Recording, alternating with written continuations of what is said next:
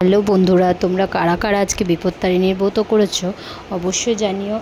দেখো, আমি সকাল সকাল উঠে স্নান করে নিয়ে প্রথমেই ডোরগুলো বানিয়ে নিয়েছিলাম। এরপর দেখো, আমি মেয়ে আর দিদি মিলে তিনজনে মিলে রেডি হয়ে গেছিলাম মন্দির যাওয়ার জন্য। পুজো দেওয়ার জন্য ফল, ফুল, ধূপকাঠি, মোমবাতি, প্রদীপ সব নিয়ে নিয়েছিলাম।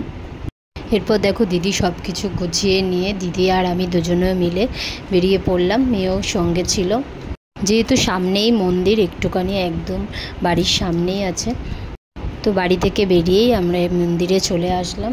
মন্দিরে ঢুকে প্রথমে আমি ধূপকাঠি প্রদীপ জ্বালিয়ে ঠাকুরকে দেখিয়ে নিলাম।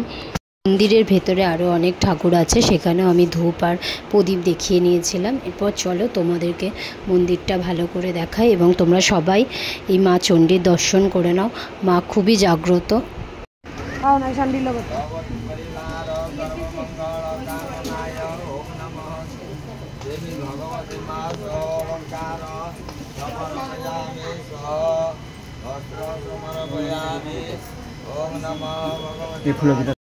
এরপর আমরা পুজো শেষ করে তিনজনে ঠাকুর নমস্কার করে বা একসাথে বাড়ির দিকে চলে আসলাম। আজকের ভিডিওটা এতটুকু ছিল।